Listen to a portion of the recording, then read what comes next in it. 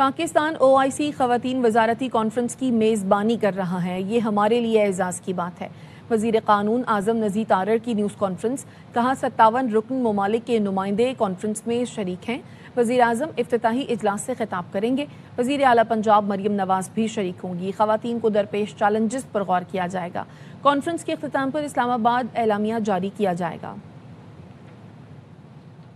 OIC conference for women کی میزبانی کر رہے ہیں۔ 57 رکن ممالک ہیں OIC کے، ان کی اس میں شمولیت ہوگی۔ کانفرنس کا جو اس دفعہ کا تھیم ہے، اس طرح سے ہم خواتین کو معاشرے میں بہتر کردار دے سکتے ہیں، اور کانفرنس کے اختتام پہ اسلام آباد ڈیکلریشن بھی ہوگا۔ کانفرنس کا جو افتتاحی اجلاس ہے، کل وزیر اعظم پاکستان محمد شہباز شریف صاحب اس کا افتتاح کریں گے۔ وزیر اعلیٰ پنجاب محترمہ مریم نواز شریف صاحبہ بھی کل ہوگی ایک سیشن، جس میں وہ اپنے حوالے سے اور جو پولیٹیکل انکلوژن ہے اور جو ڈیولپمنٹ ہے اس کے حوالے سے بات کریں گی۔ خواتین کی OIC کانفرنس کی میزبانی پہلی دفعہ پاکستان کے حصے میں آئی ہے۔ اس کانفرنس میں پاکستان کو آئندہ 2 سال کے لیے جو ویمن ہے اس کی صدارت ملنے جا رہی ہے، اور پاکستان اس کے لیے تیار ہے، پاکستان کی خواتین اس کے لیے تیار ہیں۔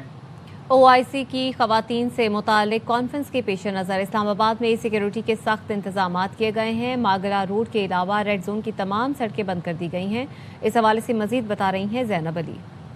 پاکستان 9ویں OIC کانفرنس برائے خواتین کی میزبانی کر رہا ہے۔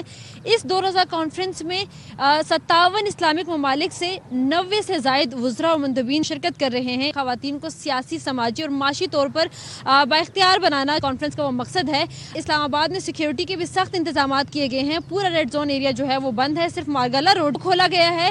وہاں پر بھی پرائیویٹ میڈیا، غیر متعلقہ لوگ اور غیر متعلقہ گاڑیاں جو ہیں ان کو نہیں جانے دیا جا رہا۔ 500 سے زائد پولیس اہلکار، FC اور پنجاب پولیس کے اہلکار تعینات ہیں، اور VVIPs اور VIPs کے انٹری کے لیے الگ پوائنٹس بنائے گئے ہیں۔ اس کے علاوہ اگر ہم جناح کنونشن سینٹر کی بات کریں، جہاں پر یہ 2 روزہ کانفرنس جو ہے وہ جاری رہے گی، اس کے ارد گرد جو بھی عمارتیں ہیں وہاں پر سنائپر جو ہے وہ تعینات کیے گئے ہیں، اور جگہ جگہ پر ناکہ بندی جو ہے وہ کی گئی ہے۔ جی، BJP راج میں بھارتی ریاست نے ہندوتوا انتہا پسندوں کے سامنے گھٹنے ٹیک دیے۔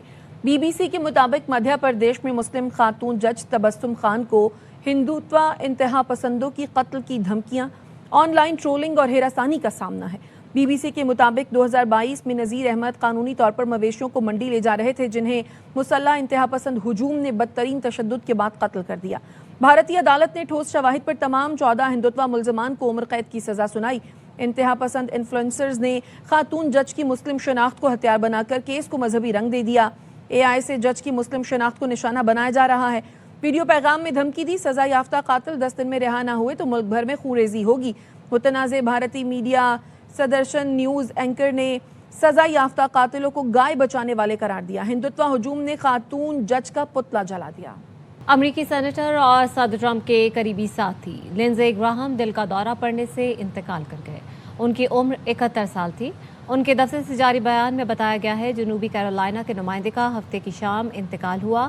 NBC نیوز کا کہنا ہے لنزے گراہم کو ہفتے کی رات گھر پر دل کا دورہ پڑا۔ سندھ حکومت نے فٹ بال ورلڈ کپ کے سیمی فائنل اور فائنل کے میچز بڑی اسکرینز پر دکھانے کا فیصلہ کیا ہے۔ صوبائی وزیر سردار محمد بخش مہر نے کہا 15، 16 اور 20 جولائی کو ملیق کے شرافی فٹ بال گراؤنڈ میں میچز بڑی اسکرین پر دکھائے جائیں گے۔ شہید بے نظیر آباد، لاڑکانہ، حیدرآباد، گھوٹکی، ٹھٹھہ، میر پرخاس، سکھر اور روہڑی میں بھی میچز بڑی اسکرینز پر دکھائے جائیں گے۔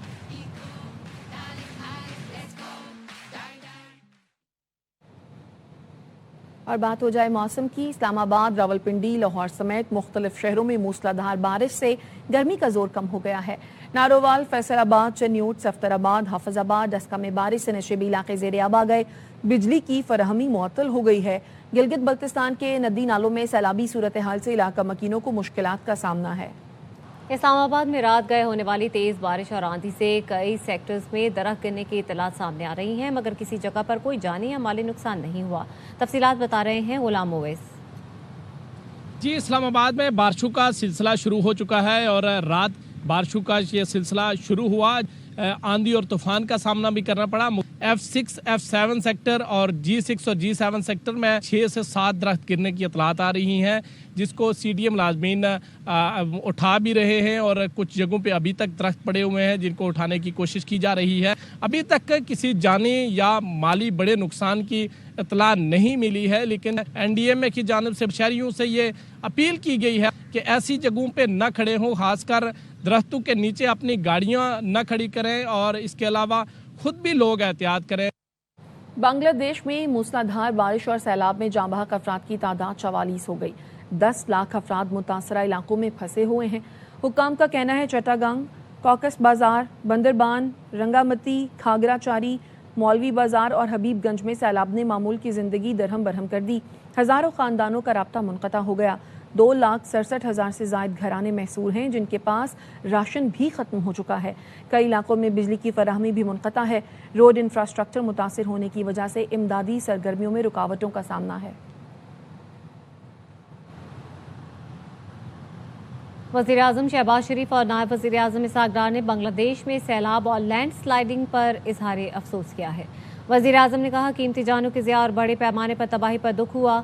शहबाज शरीफ ने बांग्लादेश की हुकूमत और मुतासरा ख़ानदान से हमदर्दी का इजहार किया। कहा बांग्लादेशी हुकूमत और अवाम के साथ यकजहती का इजहार करते हैं। ज़ख्मियों की जल्द सेहतयाबी और सैलाब मुतासरा अफराद की हिफाजत के लिए दुआगो हैं। इसहाक़ डार ने जाँ बहक अफराद के अहले खाना से इजहार ताज़ियत करते हुए कहा हमारी दुआएं मुतासरा अफराद के साथ हैं। हुकूमत पाकिस्तान और अवाम बांग्लादेश के साथ मुकम्मल यकजहती के साथ खड़े हैं।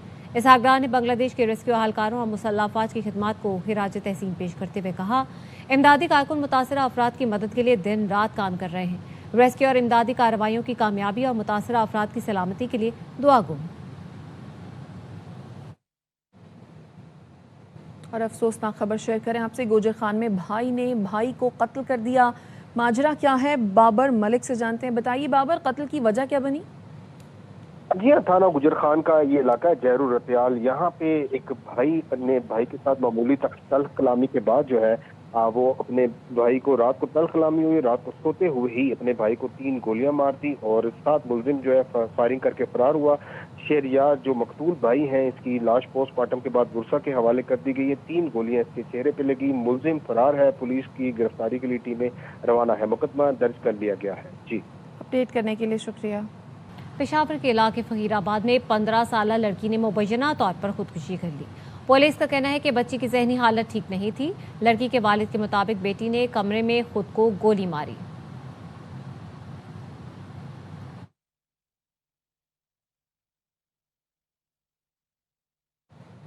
यकम जुलाई का हुक्म मनसूख। वफाकी हुकूमत ने मैनुअल तौर पर इस्तेमाल होने वाली 1 से 10 सीसी सिरिंजेस के इस्तेमाल पर पाबंदी आयद करने का फैसला किया। तफसीलात क्या हैं, जहांगीर खान से जानते हैं। अपडेट कीजिए जहांगीर।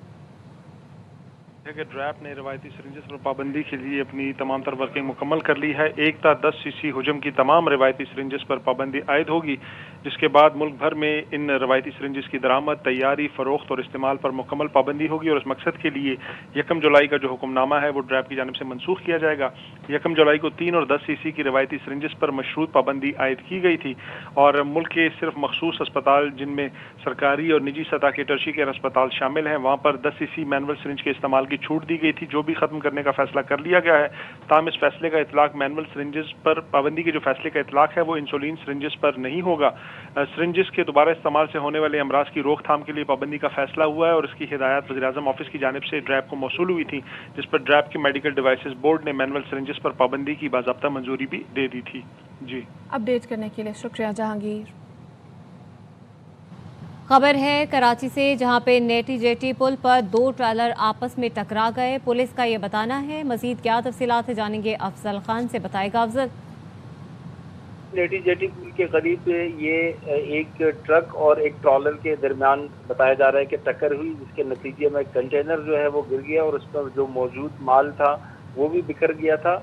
इस की वजह से इस सड़क के ऊपर जो है वो ट्रैफिक की रवानी मुअत्तल हो गई थी, जिसके बाद पुलिस यहाँ पर पहुंची है, ईडी के रजाकार पहुंचे हैं और इमदादी सरगर्मियाँ तेज कर दी गई हैं। हैवी मशीनरी की मदद से यहाँ पर जो ट्रॉलर का माल पड़ा हुआ था उसको न सिर्फ ट्रॉलर में रखा जा रहा है बल्कि ट्रॉलर को भी यहाँ से हटाया जा रहा है। ताहम खुशाइन बात यह है कि पुलिस हुकाम का कहना है कि इस हादसे के अंदर किसी किस्म के जानी नुकसान की इतला मौसूल नहीं हुई है। ٹریفک جو کہ اب تک جو ہے وہ ٹریفک کی روانی معطل تھی اس کو کلیئر کرنے کے لیے کوشش کی جا رہی ہے۔ بہت شکریہ افضل تفصیلات کے لیے۔ FIA کی کراچی ایئرپورٹ پر کارروائی، عمرے کے ویزوں کی آڑ میں مبینہ انسانی اسمگلنگ کی کوشش کو ناکام بناتے ہوئے 3 خواتین کو حراست میں لے لیا۔ ترجمان FIA کا کہنا ہے حراست میں لی گئی خواتین میں مسکان، نسرین اور سویرا شامل ہیں۔ دوران امیگریشن کلیئرنس خواتین کو مزید جانچ پڑتال کے لیے روکا گیا۔ سویرا کے موبائل فون سے غیر اخلاقی سرگرمیوں سے متعلق ریکارڈ برآمد ہوا۔ نسرین کے موبائل سے سعودی عرب میں موجود متعدد افراد کے ساتھ مشکوک چیٹس برآمد ہوئیں۔ واٹس ایپ ریکارڈ میں خواتین کو بھجوانے اور حوالہ ہنڈی سے متعلق گفتگو بھی سامنے آئی۔ خواتین کو مزید قانونی کارروائی کے لیے anti human trafficking circle Karachi منتقل کر دیا گیا۔